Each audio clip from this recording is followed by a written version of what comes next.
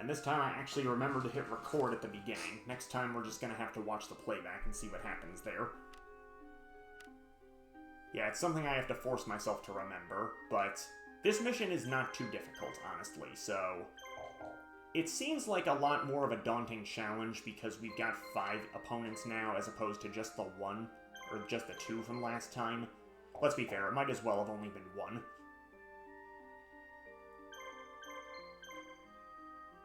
The biggest thing you should concern yourself with is how quickly you actually need to move to get everything accomplished. So, send Fizz-Diz to this patch of grass down here.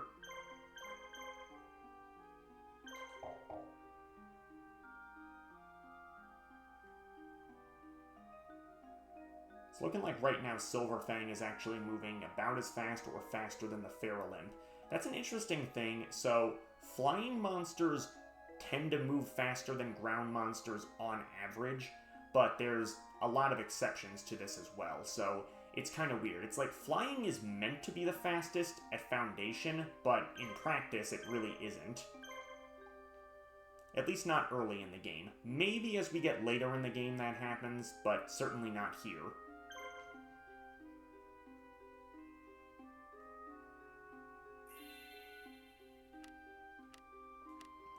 So even though it was under enemy control, there were no opponents in there.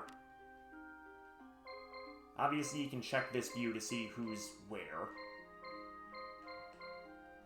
And right now we have an opponent coming towards us. This guy is actually a bit of a pest because he has a blue medicine already, and Embodiment of Apophis is actually going to hit kind of hard. So I'm mildly worried. We're going to put Shimon in point. And what I'm more curious about is who's going to get there first. Fizz-Diz to the recruitable monster. There we go. Yeah, you can also encounter these suckers in groups of 3 as well.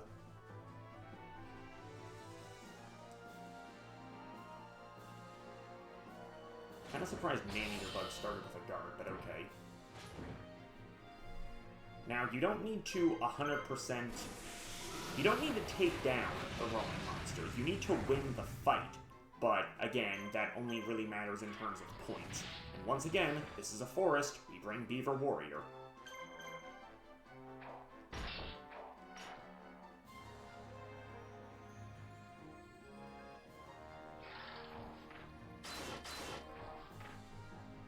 Best course of action, just try to knock out Maneater Bug and Hane Hane. Mystic Horseman is obviously way stronger, but you're not really going to beat him normally anyway. I'm surprised how often they're guarding. I get why the weak monsters would do it, but not the strong ones.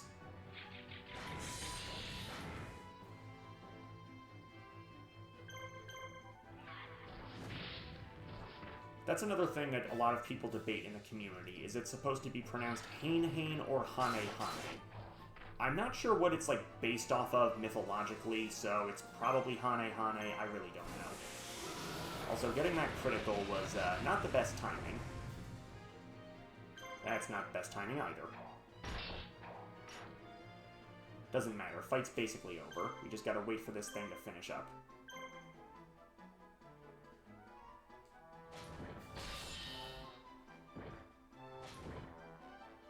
Now, just because of the point deficit, we are just going to guard for the rest of the fight. Easy win, and we gain all 3 monsters. Didn't gain as much experience as we could have, but hey, these things happen.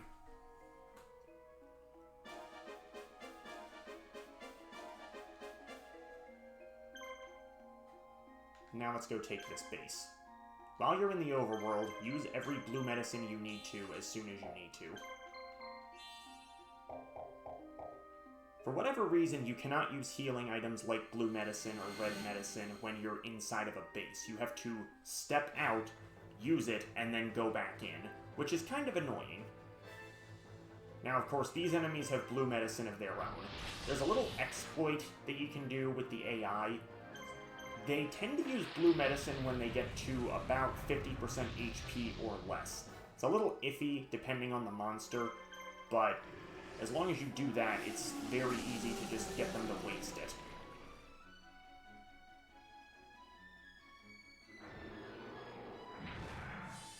Something you can do that's a lot riskier is you can just keep waiting during the fight and have them use up their attacks that way.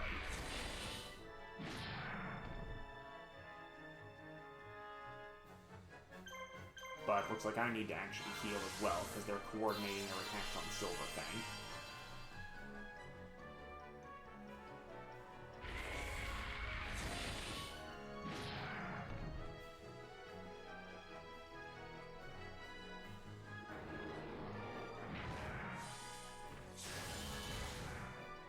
What are they doing? Man, it took forever for that thing to have another turn.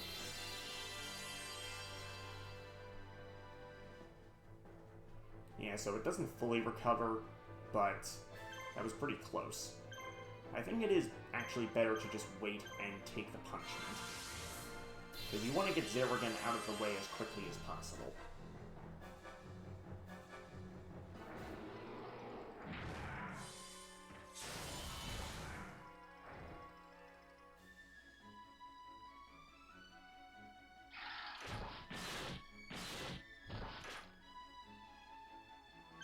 We'll just let it use up its last turn. Now, because we had to wait throughout the entire fight, we're at quite a major point deficit. But, hey, that's fine. The only thing that really happens if we lose is we don't get 5 more seconds to wait before the next fight begins.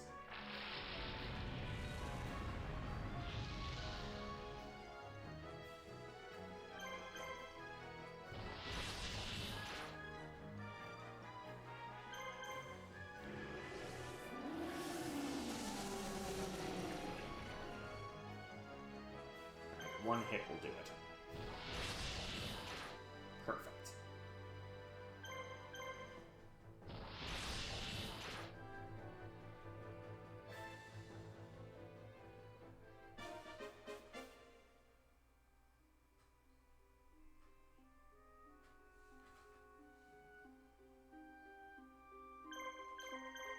Right, move Yugi's team into point.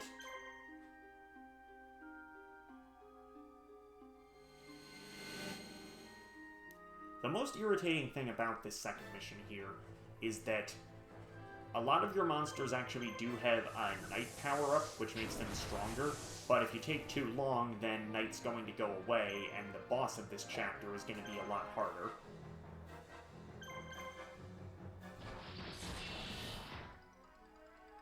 Now, I should mind you, there's nothing stopping us from going to the boss right now. We don't have to beat everybody. But I would like to do so just because getting in-game money early on is pretty important.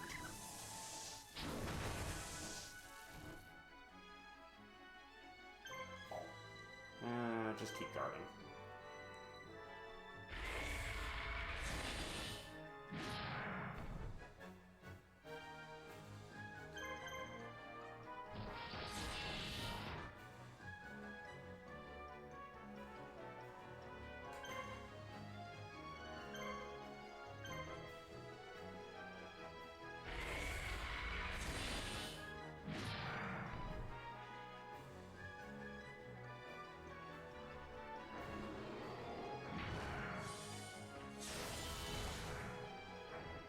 Now, I'm curious if Karibo can finish off Q-Rill.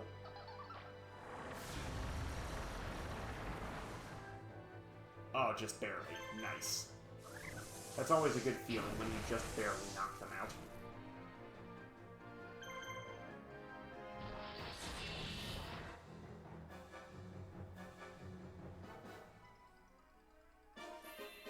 Yeah, not the best win. Fairolymp was getting roughed up pretty badly there.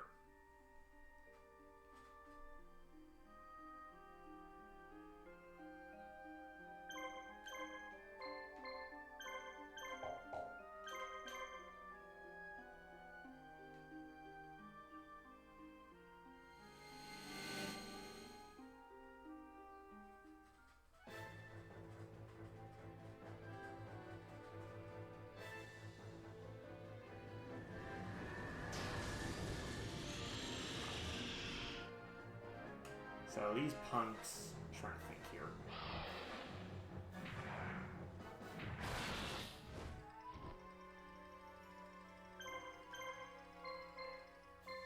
thankfully none of them have any medicine.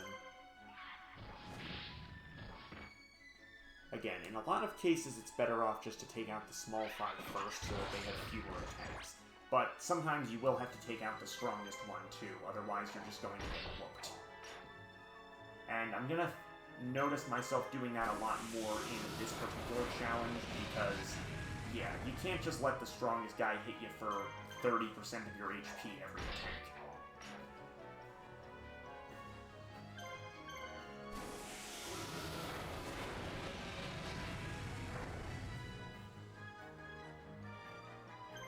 Surprised they're waiting.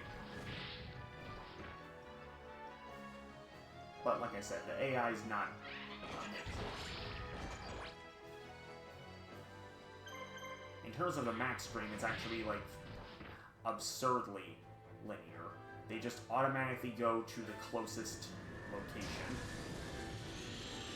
Very easy to bait out, as a matter of fact.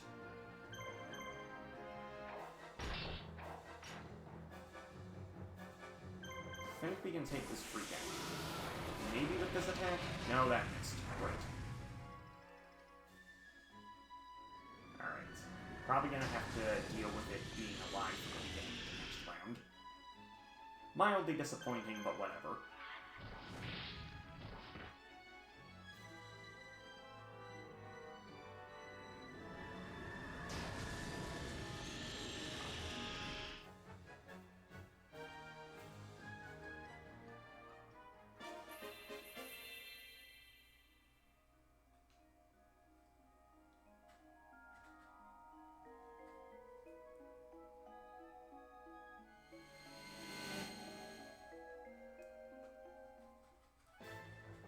So that's another thing. You'll notice very quickly that it just bounces between the different fights. So if you're trying to heal quickly between fights, little difficult to do when you get interrupted.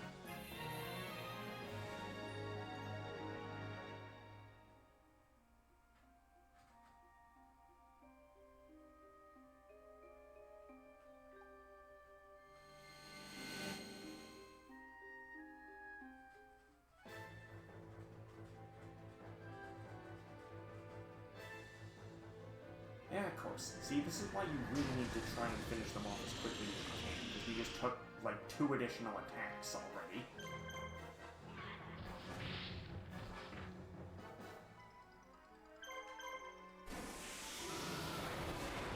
That's the thing that really gets you, is when they only just barely survive. Because the amount of damage you do, there's like a minimum and maximum range, just based on your strength versus their inherent defense. It's kind of annoying.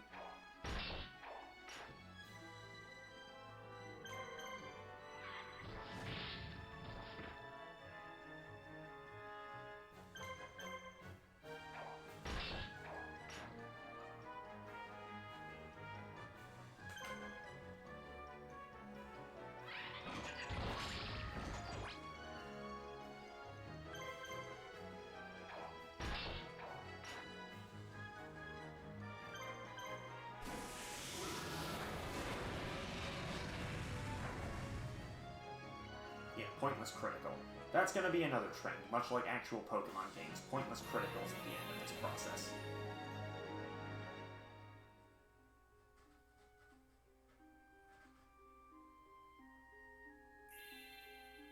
And now we got the legendary sword item.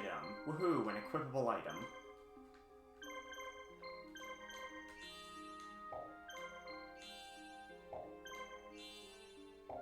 let's go for broke with the blue medicines. We're trying to finish this up as quickly as we can.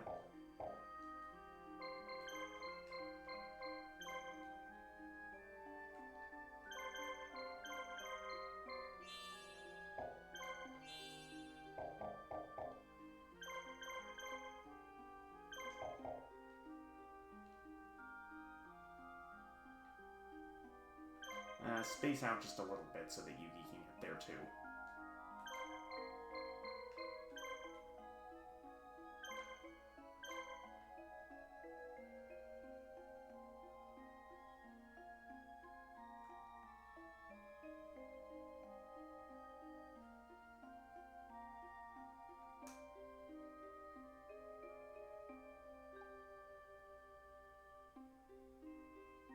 And yes, you're correct if you think that that time limit goes for a really long while. Disappointingly, a lot of the missions where you would want a long time limit, they do not have them. Samurai Tortoise! Nice of you to join in. Haha. Yes, this is where things start to get a little complicated, because you sort of have to balance the idea between, do you want to attack the monster that's stronger, or the one that has more natural attacks? Well, so far it's going alright. I mean, I haven't lost any monsters. I'll have to send you the clip of me explaining the process later. But I have a good feeling about this. I did like a little test of the first few missions the other day. I didn't lose any during that test, which means, of course, now that I'm streaming, I'm going to start losing a lot more often. But I think this is an interesting way to spice up this game. And 2 criticals in a row. Thankfully, one of them was pretty weak. Okay, those attacks are kind of interesting to me. Whenever they form that eye and the electricity shoots, it's fixed in such a way. I haven't really explained this yet. You can use the D-pad to move the camera however you wish in the fight. No matter what angle the camera is at, it's always going to show that eye like the actual Millennium Eye, which is kind of a cool feature, but it looks a little awkward at certain angles.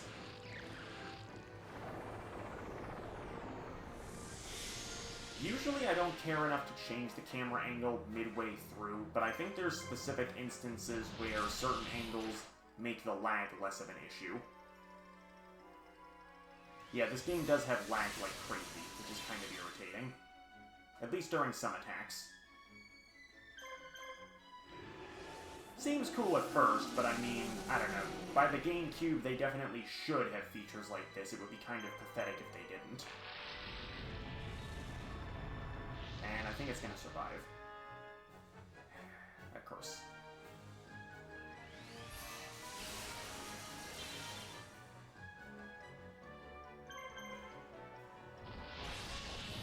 Are you kidding me? Alright. One more hit. That's all I need.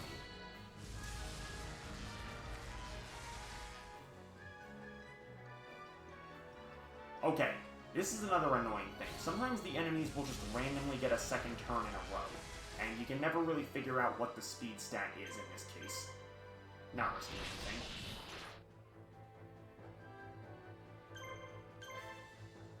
Yeah, not risking any of this nonsense. Darn, we already used up all of Shimon's blue medicines. That's kind of a problem. Something I should mention is there is a, you can purchase this at your base. It's called a replenisher. It allows you to just get another use out of any usable item that you already expended the uses of during a chapter, which is kind of nice, but it's not really worth the price, I'd say.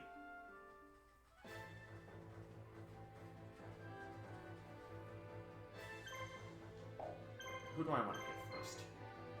Let's just get Yugi out of the way. It's definitely the most dangerous.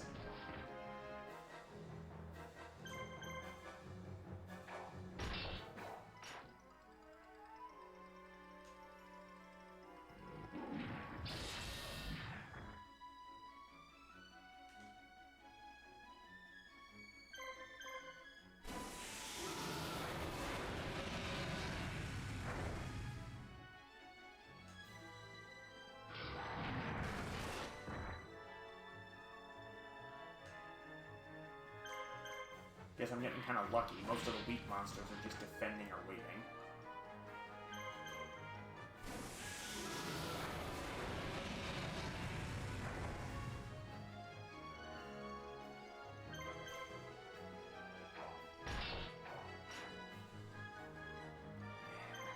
Single digits once again. I have a feeling that's going to be the running joke of this, is single digits. What did Tiger Axe do last? I didn't know if it defended or not. I wasn't really paying enough attention, so I didn't want to just waste an attack.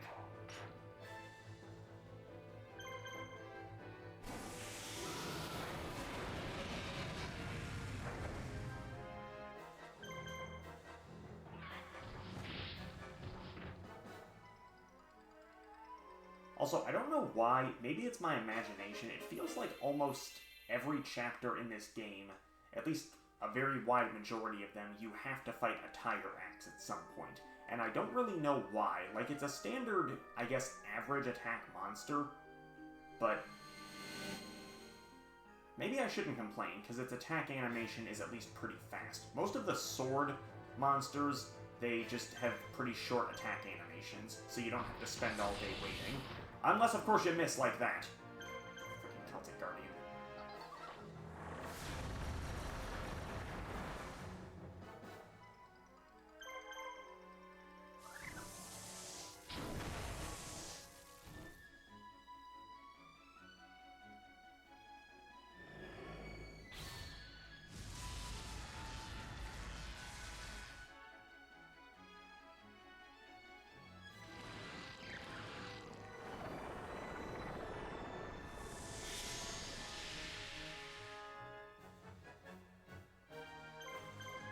Can't believe I'm saying this, I'm actually kind of happy I'm starting to attack Karibo.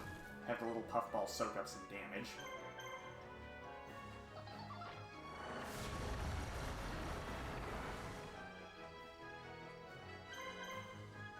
Yeah, for a lot of these early chapters, Karibo is absolutely useless, but you're gonna want to keep it alive. Anyone who has played this game before knows why. Okay, this sucker can prove to be our pinch hitter.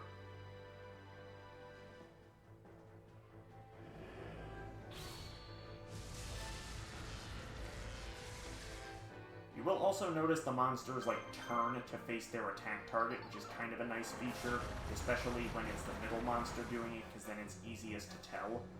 Only downside is sometimes it's kind of difficult to tell exactly which one they're going at if they're on the end here. Nice! A critical that actually mattered, thank goodness.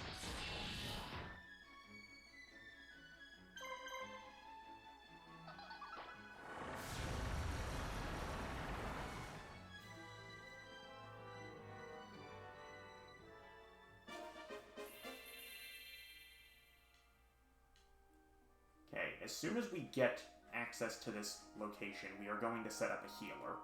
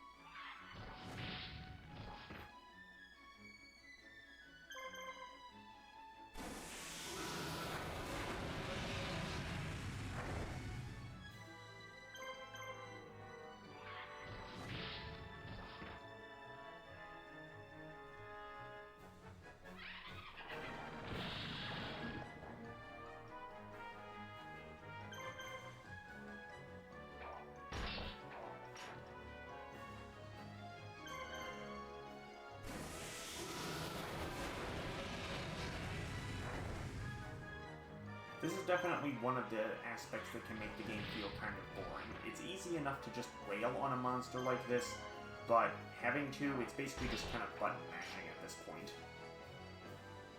Still, I really shouldn't complain, it's easy experience. Sadly, the Horn Imp didn't level up there, but it's already pretty strong, so I'm not worried. I gotta tell you right here and right now, if you lose the horn in, along with some other monsters we're gonna be getting later, the game might as well be over. You know, I mentioned before that issue with getting rid of a marshal that had already fallen in battle. Well, yeah, in some cases that can be a dead game. Because you actually... Wow. I'll take it.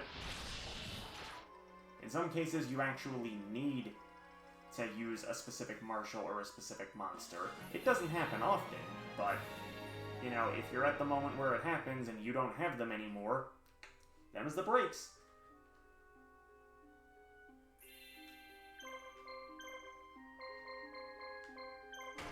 Okay, healer. It allows you to recover HP at triple the pace. You can also rush heal. This is what I was mentioning before, is if a monster is down, you can pay the full cost of that monster's HP to bring it back to life, but in this challenge, we're not going to do that. You can also just rush heal anyone that has, like, they recover 3 HP a second, but you can rush that all at once by paying the gold. Now, you can do that in this challenge. I don't have any issue with doing that. If you want to restrict yourself even more, I guess you have the option not to, but come on, you don't need to restrict yourself that much. Anyway, as you notice, at the in-game clock, it's about to be 3 a.m. Once it hits about 6 a.m., we lose the night power bonus, so we're going to want to just make sure our monsters are as strong as they can be, and then we're going to handle this fool as quickly as we can, because, his monsters don't rely on the night, and his Axe Raider has a legendary sword, making it a pretty fearsome opponent. So if we don't take that Axe Raider out as soon as possible, we are going to be losing quite a few monsters, I think.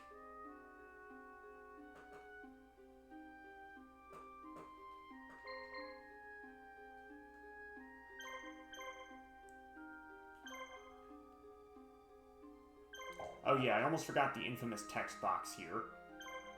This is a slave detention center. There's actually a lot of lore in the flavor text of some of these locations, but some of it is repeated quite a lot, I'm not going to lie. It's interesting that they try to make a fantasy world that has, like, this deep, complicated environment, but they don't really do enough with it, I'd think.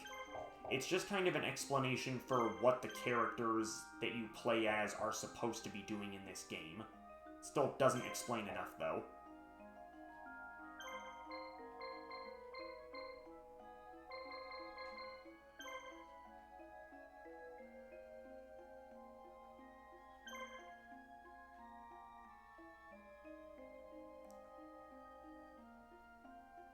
So I probably could have waited a little longer. I don't know, the Feral Imp's not at full health, neither's Celtic Guardian, but I think we'll be fine, honestly. If it starts getting risky, then yeah, we'll just defend and do what we need to do.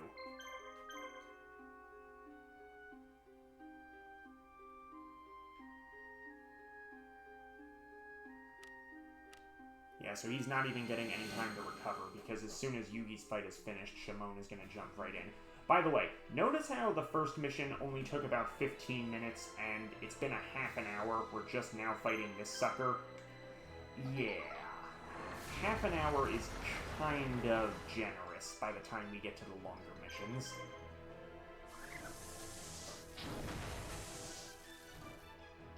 So in a normal playthrough, you'd probably just suck it up and save the Axe Raider for last, but right now we cannot risk that.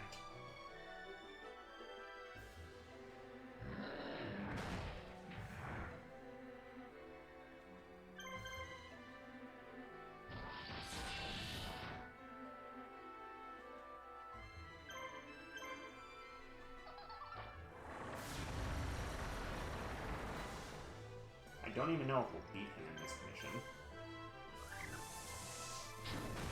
In this fight, this is going to be pretty rough. Because we only took him halfway down so far.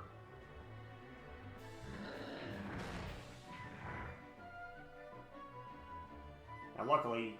Oh, they're actually guarding quite a bit. Okay, we're fine then. Wow, that's a lot of guarding. He's got a much higher point total than me, but whatever. We survived.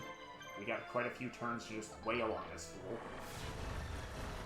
Can't believe I'm saying it, but Karibo might already be the pinch hitter we need.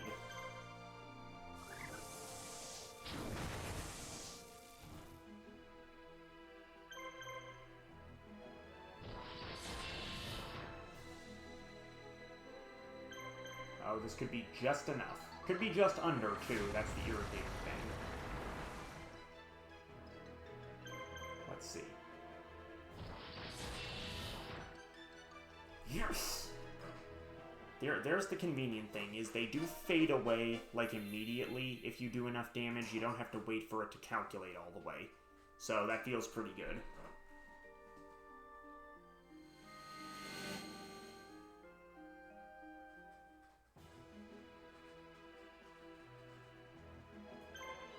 Alright, I guess we'll just take out the Armored Lizard next. I gotta be honest, it's not nearly as much of a threat.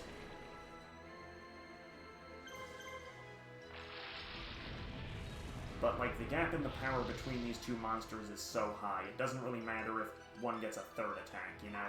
Armored Lizard is still the only... Never mind, he missed. Okay.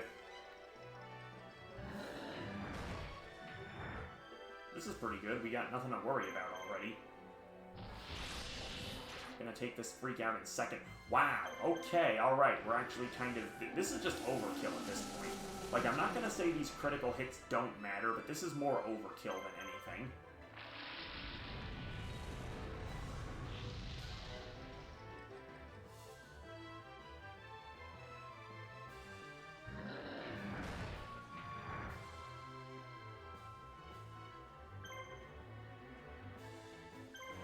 Alright, let's just wait here. And go.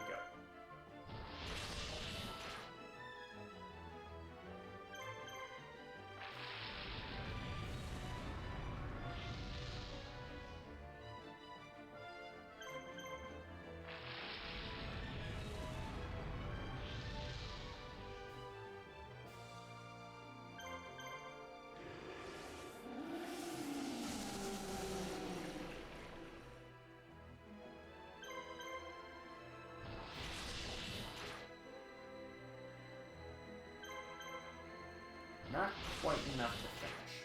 Very close, though.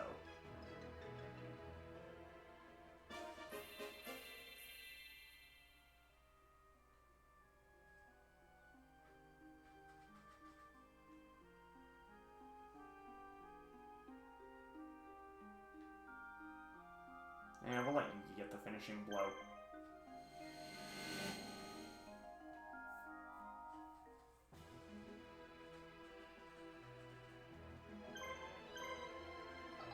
This is not Final Fantasy X rules. Not every monster has to attack in order to gain experience.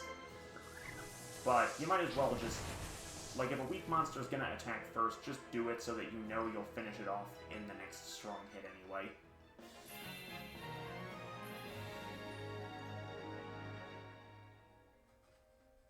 Yeah, every so often when the Marshal levels up, they do gain more attacks for their monsters as well.